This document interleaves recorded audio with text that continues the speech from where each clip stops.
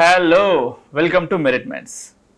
ఈరోజు టాపిక్ వచ్చేసి APPSC group 2లో 75 మార్క్స్గా ఉన్న సైన్స్ అండ్ టెక్నాలజీని ఎలా చదవాలి, ఎలా కరెక్ట్గా ప్లాన్ చేసుకుంటే మనం ఎక్కువ స్కోర్ చేయగలుగుతాం, ఇలాంటి అంశాలన్నీ ఈ వీడియోలో మనం తెలుసుకోబోతున్నాం. మనతో పాటు ఉన్నారు శ్రీ కోటేశ్వర్ సార్. సార్ నమస్తే. నమస్తే. ఎలా ఉన్నారు సార్? ఫైన్, మీరు ఎలా ఉన్నారు? I'm good sir. చాలా మంచి రెస్పాన్స్ వస్తుంది సార్ మన వీడియోస్కి. Thank you. సో ఇవాళ పర్పస్ ఏంటంటే sir, purely APPSC group 2 science and technology purpose sir. Okay. So last notification కంటే ముందు ఏపీపీఎస్సీ గ్రూప్ 2లో అసలు సైన్స్ అండ్ టెక్నాలజీకి ఎక్కడ చోటు లేదు. బహుశా వాళ్ళకి జిఎస్ సంబంధించిన ఉండేది, కానీ ఎక్స్క్లూజివ్గా ఎకానమీని ఉన్న పరంగా 150 మార్క్స్ నుంచి 75కి తగ్గించి ఈ 75 మార్క్స్ని సైన్స్ అండ్ టెక్నాలజీతో ఫిల్ చేశారు. ఎందుకు సార్ అంత ఇంపార్టెంట్ సైన్స్ అండ్ టెక్నాలజీ? యాక్చువల్గా నిజానికి ఈ పని ఎప్పుడో చేసి ఉండాలి, అటు టీజీపీఎస్సీ కానీ ఇటు ఏపీపీఎస్సీ కానీ. సార్ గ్రూప్ 1 విషయంలో తీసుకుంటే కంప్లీట్గా సైన్స్ అండ్ టెక్నాలజీకి యూపీఎస్సీలో అయినా ఏపీపీఎస్సీ టీఎస్పీఎస్సీలో సపరేట్ పేపర్ ఉంది. సైన్స్ అండ్ టెక్నాలజీ వెయిటేజ్ 100 కానీ 150 మార్క్స్ కానీ ఉంది. అయితే గ్రూప్ 2లో ఆ వెయిటేజీని మన వాళ్ళు సరైన టైంలో అంటే ఇంతకు ముందే కల్పించాల్సింది, కానీ ఆ వెయిటేజీని కల్పించలేకపోయారు. సో ఇప్పుడు ఏపీ గవర్నమెంట్ తీసుకున్న నిర్ణయం కొత్త సిలబస్లో భాగంగా 75 మార్క్స్కి ఇవ్వటం అనేది చాలా కరెక్ట్ అయిన విషయం. నేను ఏమంటానంటే సార్, మీరు ఫ్యాకల్టీ కాబట్టి 75 మార్క్స్ వెయిటేజ్ మంచిదని అంటున్నారు. యాజ్ అన్ ఆస్పిరెంట్గా నాకేం యూజ్ సార్? యాస్పిరెంట్గా చూసినట్లయితే మనం ఫస్ట్ హైరార్కీ చూద్దాము. ఒక ఐఏఎస్ ఆఫీసర్, ఐపీఎస్ ఆఫీసర్ ఉంటారు. వాళ్ళ తర్వాత గ్రూప్ 1 ఆఫీసర్స్ వస్తారు, డిప్యూటీ కలెక్టర్స్ అండ్ డిఎస్పీస్. వాళ్ళ తర్వాత గ్రూప్ 2 ఆఫీసర్స్, ఎంఆర్ఓస్, సిటిఓస్ అండ్ అన్ని రంగాల్లో కూడా హైరార్కియల్గా మనము కొన్ని పనులు ఈ సైన్స్ అండ్ టెక్నాలజీ తెలిస్తేనే వాటిల్లో మనం చేయగలుగుతాము. ఎలా అని చూస్తే ఫస్ట్ మనం చూసినట్లయితే కొత్త చట్టాలని ఫామ్ చేయటం, లెజిస్లేషన్ ఎఫిషియంట్ లెజిస్లేటివ్ యాక్షన్స్. కొత్త చట్టాలు ఫామ్ చేసేటప్పుడు ఎవరు ఎక్కువగా ఉంటారు దాంట్లో? చట్టాలను ఫామ్ చేస్తున్నప్పుడు ఐఏఎస్లకు ప్రాధాన్యత ఎక్కువగా ఉంటుంది, అవునా? సో ఆ చట్టం బయోటెక్నాలజీ రిలేటెడ్ కావచ్చు, జెనెటికల్లీ మోడిఫైడ్ ప్లాంట్స్ కావచ్చు, జెనెటికల్లీ మోడిఫైడ్ యానిమల్స్ కావచ్చు, క్లోనింగ్ కావచ్చు, ఇలాంటి అన్నిటికీ వాటికి సంబంధించి చట్టాలను తయారు చేసే వాళ్ళలో ఐఏఎస్లు ఉంటే గనక వాళ్ళతో పాటు గ్రూప్ 1 గ్రూప్ 2 ఆఫీసర్లు కూడా హైరార్కియల్గా ఆ లెజిస్లేటివ్ ఫార్మేషన్లో ఉన్నట్లే. సో చట్టాలను ఫామ్ చేసేటప్పుడు ఖచ్చితంగా మనకు సబ్జెక్ట్ తెలిసి ఉండాలి. ఎంతవరకు మనం గవర్నమెంట్ అలో చేయాలి జిఎం ప్లాంట్స్ని, జిఎం క్రాప్స్ని, దాని యొక్క ఎఫెక్ట్స్ మానవ జీవితంపై, జంతువులపై ఏ విధంగా ఉంటాయి, సైడ్ ఎఫెక్ట్స్, అడ్వర్స్ ఎఫెక్ట్స్ అంటాం. సో హెల్త్ ఇష్యూస్ ఎలా ఉంటాయి అవి తింటే అనే విషయాలన్నీ కూడా మంచి చట్టాలను ఫామ్ చేసేదానికి ఖచ్చితంగా గవర్నమెంట్ సర్వెంట్కి అవసరం. రెండవది చూస్తే ఈ గవర్నెన్స్ని అటు సెంట్రల్ లెవెల్లో కానివ్వండి, ఇటు స్టేట్ లెవెల్లో కానివ్వండి, ఎవరు మేనేజ్ అండ్ మానిటరింగ్ ఎవరు చేయాలి? Civil servants, group 1 officers and group 2 officers, yes, and group 3, group 4 officers also. ఏ లెవెల్లో వాళ్ళు ఆ లెవెల్లో ఈ గవర్నెన్స్ యాప్స్ అన్నింటినీ కూడా వాళ్ళు మానిటర్ చేయాల్సి ఉంటుంది, మేనేజ్ చేయాల్సి ఉంటుంది.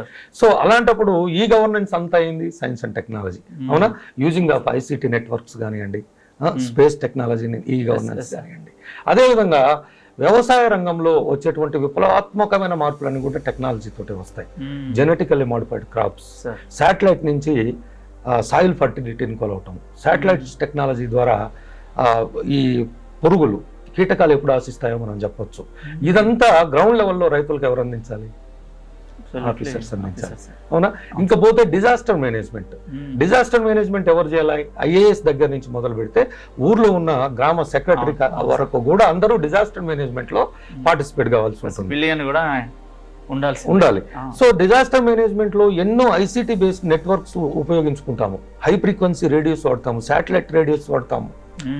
సో ఇవన్నీ ఒక యాస్పిరెంట్ కి తెలియాల్సిన అవసరం ఉంది కదా, లేదా? ఉంది. డెఫినెట్ గా టెక్నాలజీ తెలిస్తేనే ఇవన్నీ మనం మానిటర్ చేయగలుగుతాము అండ్ ఇంప్లిమెంట్ కూడా చేయగలుగుతాము, అవునా? ఇక సైబర్ సెక్యూరిటీ ఉంటుంది. సైబర్ సెక్యూరిటీని ఎవరు చూసుకుంటారు? ప్రధానంగా పోలీసు విభాగం వాళ్ళంతా కూడా చూసుకుంటారు. మరి వాళ్ళకి సైబర్ సెక్యూరిటీ అంటే ఏంది, సైబర్ టెర్రరిజం అంటే ఏంది, అదేవిధంగా డిజిటల్ అరెస్ట్ ఉన్నాయి. ఇవన్నీ కూడా టెక్నాలజీ తెలవాలన్నా వద్దా, అవునా? సో ఈ విధంగా అదేవిధంగా ఇంటర్నల్ సెక్యూరిటీ ఐఏఎస్ల పైన ప్రధాన బాధ్యత ఉంటుంది, గ్రూప్ 1 ఆఫీసర్స్ ఐఏఎస్ల పైన, అవునా? ఇంటర్నల్ సెక్యూరిటీలో మరి టెర్రరిజాన్ని అనిసేసేది ఉంటుంది, బయట దేశాల నుంచి వచ్చేటువంటి ఇతరత్ర వ్యవహారాలన్నింటినీ, దొంగ నోట్లు కావచ్చు, డ్రగ్స్ కావచ్చు, ఉమెన్ ట్రాఫికింగ్ కావచ్చు, డ్రగ్స్ ట్రాఫికింగ్ కావచ్చు, ఇవన్నీ టెక్నాలజీ తెలియకుండా ఎలా చేయగలుగుతాం మనం? సో అందుకే సైన్స్ అండ్ టెక్నాలజీ యొక్క ప్రాధాన్యత డెఫినెట్గా ఈ గ్రూప్స్లో, సివిల్స్లో అన్నింటిలో కూడా ఎక్కువ ఉండాల్సినటువంటి అవసరం ఉంది. రేపు పొద్దున్నే నిజ జీవితంలో కూడా మనం సైన్స్ అండ్ టెక్నాలజీ లేకుండా బతకలేము. అసలు నిజ జీవితము ఇన్ని రకాల మార్పులు వచ్చింది, మన ఆయు ప్రమాణము, లైఫ్ ఎక్స్పెక్టెన్సీ పెరిగిందంటే ఎవరు కారణం? సైన్స్ అండ్ టెక్నాలజీ కారణం. మనం ఇన్ని రకాలుగా చాలా ఈజీగా అన్ని పనులు చేసుకొని పోగలుగుతున్నాం అంటే ఎవరు కారణం? Science and technology. So science and టెక్నాలజీని మనం ప్రతి ఒక్కళ్ళు నిజ జీవితంలో అనుభవించాల్సి వస్తుంది. తెలియని వాళ్ళకి చెప్పాల్సిన బాధ్యత గవర్నమెంట్ ఆఫీసర్స్ పై ఉంటుంది. సో అందుకే ఎస్ఎన్టీ యొక్క ప్రాధాన్యత మనం ఎప్పటికీ కూడా అవసరమే ఈ గవర్నమెంట్ సర్వెంట్స్. అయితే ఇందులో ఎస్ఎన్టీతో పాటు ప్రధానంగా మనం ఎన్విరాన్మెంట్లో రెగ్యులర్గా డిస్కస్ చేసే టాపిక్స్ అడిషనల్గా యాడ్ చేయాల్సి వచ్చింది సార్. అంటే వేస్ట్ మేనేజ్మెంట్ కావచ్చు, ఎనర్జీ రిసోర్సెస్ కావచ్చు, ఇలాంటివి. ఎందుకు సైన్స్ అండ్ టెక్నాలజీతో వీటిని కమెంట్ చేశారు సార్? ఎప్పుడైనా సైన్స్ అండ్ టెక్నాలజీలో ఎన్విరాన్మెంట్ అనేది ఒక భాగమే, ఎప్పటి నుంచో వస్తున్నదే. అంటే ఎన్విరాన్మెంట్ కూడా ప్రభుత్వ ఆఫీసర్లకి ఎన్విరాన్మెంటల్ కూడా వాళ్ళకి బాధ్యత ఉంటుంది. ఇండస్ట్రియల్ ఆఫీసర్స్ ఉంటారు, ఎన్విరాన్మెంటల్ ఆఫీసర్స్ ఉంటారు. ఒక ఆర్డీఓ అన్ని సెక్టార్స్ లో జోక్యం చేసుకునే అధికారాన్ని కలిగి ఉంటాడు. ఎంఆర్ఓ మండల్ లెవెల్లో అన్ని అంశాల్లో జోక్యం చేసుకోవాల్సి ఉంటుంది. సపోజ్ ఒక ఊర్లో ఒక ఇండస్ట్రీని పెట్టి అది కాలుష్యం చేస్తూ ఉంది, దానివల్ల వాటర్ పొల్యూషన్ అవుతుంది, ఎయిర్ పొల్యూషన్ అవుతుంది. ఇవన్నీ ఎవరు మానిటర్ చేయాలి ఎవరైనా కంప్లైంట్ ఇచ్చినప్పుడు? సో సైన్స్ అండ్ టెక్నాలజీ అంటే ఎన్విరాన్మెంట్ కూడా కంపల్సరీ. ప్లస్ ఈ ఎన్విరాన్మెంటల్ పొల్యూషన్ అన్నిటినీ తగ్గించాలి అంటే మళ్ళీ ఎకో ఫ్రెండ్లీ టెక్నాలజీ కావాలి. దానికి కూడా డెవలప్ చేయడానికి కూడా సైన్స్ అండ్ టెక్నాలజీ కావాలి. రీసెర్చ్ అంతా సైన్స్ అండ్ టెక్నాలజీలోనే చేయాలి. మనం స్క్రబ్బర్స్ అంటాము, సల్ఫర్ ఫ్లూ గ్యాస్ డీసల్ఫరైజేషన్ అంటాము, ఓకే, ఎలక్ట్రోస్టాటిక్ ప్రిసిపిటేటర్స్ అంటాము, డస్ట్ కలెక్టర్స్ వాడతాము. సో ఇవన్నీ కూడా ఎవరి ఫలితం? సైన్స్ అండ్ టెక్నాలజీ ఫలితం. మరి వీటన్నిటి గురించి తెలుసుకోవాల్సిన ఆవశ్యకత ఖచ్చితంగా ఉంటుంది ఒక గవర్నమెంట్ ఆఫీసర్గా. సార్ సిలబస్ని చూసినట్టయితే చాలా పెద్దది. అవును. ఒక ఆస్పిరెంట్ ఇంత పెద్ద సిలబస్ని పర్ఫెక్ట్గా ప్లాన్ చేసుకుంటే ఎన్ని డేస్లో ఫినిష్ చేయొచ్చు?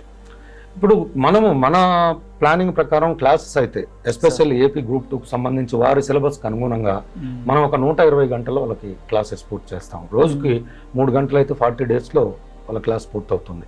సో క్లాసు విన్న తర్వాత వాళ్ళ ప్రిపరేషన్ టైం మళ్ళీ 100 గంటలు అయితే సరిపోతుంది డెఫినెట్గా. క్లాస్ విన్న తర్వాత, క్లాస్ వినకుండా చదవటం అనేది ఆ టెక్నాలజీ మీద పట్టు లేకుండా దాని అప్లికేషన్స్ ఆ టెక్నాలజీనో ఇట్లా చదివి అట్లా నేర్చుకుందాం అంటే మాత్రం అది సాధ్యమయ్యే పని కాదు. ఎందుకంటే ఇప్పుడు చదివితే వచ్చినట్లే ఉంటుంది, మళ్ళీ మర్చిపోవటం జరుగుతుంది. సో క్లాసెస్ పరంగా ఒక 120 అవర్స్లో మనం పూర్తి స్థాయిలో సైన్స్ అండ్ టెక్నాలజీని పూర్తి చేయొచ్చు. వాళ్ళు ఒక 100 to 120 అవర్స్ ఎఫర్ట్ పెడితే కంప్లీట్ వాళ్ళు they will become masters in the science and technology. Science and technology అంటేనే nothing but current issues sir. అవును. సో ఒక ఆస్పిరెంట్గా ఏ రిసోర్సెస్ తీసుకుంటే కొంచెం ఎక్కువ అప్డేట్ అవ్వడానికి అవకాశాలు ఉంటాయి? ఇప్పుడు మన నెట్ పరంగా చూస్తే పిఐబి ఒకటి మంచి సోర్స్. అదేవిధంగా మ్యాగజైన్స్, సపోజ్ మన ఇన్స్టిట్యూట్ కావచ్చు, ఇంకొకలే కావచ్చు, మ్యాగజైన్స్ కూడా ఏంటంటే ప్రతి నెల వచ్చేటువంటి అన్ని రకాల అంశాలు కవర్ చేస్తారు. సైన్స్ అండ్ టెక్నాలజీ చేస్తారు, ఎకానమీ చేస్తారు, పాలిటీ చేస్తారు. So magazines and PIB sources are the good sources for the current affairs. అలాగే క్లాస్ నోట్స్ విషయానికి వస్తాను సార్. బయట ఎన్ని మ్యాగజైన్స్ దొరికినా, ఇంటర్నెట్లో ఎంత ఇన్ఫర్మేషన్ ఉన్నా, ఒక ఆస్పిరెంట్కి క్లాస్ నోట్స్ అనేది ఇంపార్టెంట్. ఎందుకంటే ఎండ్ ఆఫ్ ది డే నేను మళ్ళీ రివిజన్ చేయాలి, ర్యాపిడ్ రివిజన్ చేసుకోవాలన్నప్పుడు మళ్ళీ నేను నా నోట్స్ చూస్తాను. సో ఎలా ప్లాన్ చేసుకుంటే బాగుంటుంది? క్లాస్ నోట్స్ అనేది జనరల్గా ఒక ఫ్యాకల్టీ జనరల్గా క్లాస్ నోట్స్ని నోట్స్ డిక్టేట్ చేయడం ద్వారా కానీ, కొన్ని చేయలేని టాపిక్స్ ఏమైనా ఉంటే హ్యాండ్ అవుట్స్ ఇవ్వడం ద్వారా కానీ మేము కవర్ చేస్తాం డెఫినెట్గా. నేనైతే క్లాస్ నోట్స్ ఇస్తాను, హ్యాండ్ అవుట్స్ చాలా తక్కువ ఉంటాయి నావి. సో పూర్ణ స్థాయిలో నేను క్లాస్ నోట్స్ ఇస్తాను. నా విషయం అయితే జనరల్గా ఏ ఫ్యాకల్టీ అయినా, నేననే కాదు, జనరల్గా more than 60-70% క్లాస్ నోట్స్ ఇస్తారు. మిగిలింది హ్యాండ్ అవుట్స్ ఇచ్చి టోటల్గా అది సరిపోతుంది వాళ్ళకి. క్లాస్ నోట్స్ 1-2 సార్లు థరో అయిన తర్వాతనే అదర్గా టైం ఉంటే అదర్ సోర్సెస్కి వెళ్ళి మనం చదువుకోవాల్సి ఉంటుంది. సార్ స్పేస్ టెక్నాలజీ మీరు ఎక్కడో బయట స్వీడన్లో చేసి ఎందుకు సార్ మంచి జాబ్ చేసుకోకుండా ఒక ఇన్స్టిట్యూట్కి వచ్చి క్లాసెస్ చెప్తున్నాను? అంటే జనరల్గా నేను స్పేస్ టెక్నాలజీ చదివి నేను రీసెర్చ్లో ఉందాం అనుకున్నాను. యాక్చువల్గా రీసెర్చ్లో ఉందామని నేను రీసెర్చ్ స్టార్ట్ చేశాను. Still I'm doing the research and cosmology. So నేను స్పేస్ని వదిలిపెట్టి ఏమీ పోలేదు. So at the same time నేను 2011 ఫస్ట్ అటెంప్ట్ స్వీడన్ నుంచి వచ్చి రాసి గ్రూప్ 1 ఇంటర్వ్యూడ్ నేను. సో ఆ తర్వాత అది కోర్టు కేసు అయి క్యాన్సిల్ కావటం జరిగింది. సో ఆ తర్వాత నేను 2 రంగాల్లో ఉన్నాను. ఇటు టీచింగ్ సైన్స్ అండ్ టెక్నాలజీ ఫ్యాకల్టీగా ఉన్నాను, అట్ ద సేమ్ టైం నా రీసెర్చ్ను కూడా నేను కంటిన్యూ చేస్తున్నాను. సో ఏది వదలలేదు నేను. Thank you sir, thank you so much. Thank you. మనకు చాలా తక్కువ టైంలో ఎక్కువ ఇన్ఫర్మేషన్ ఈ వీడియో నుంచి తీసుకున్నాం సార్. ఇంకా మళ్ళీ రాబోయే వీడియోలలో చాలా డౌట్స్ ఉన్నాయి సార్, చాలా డౌట్స్ తీసుకొని వచ్చి రిప్రజెంట్ చేస్తాను స్టూడెంట్స్ తరఫున. Okay, thank you sir, thank you very much.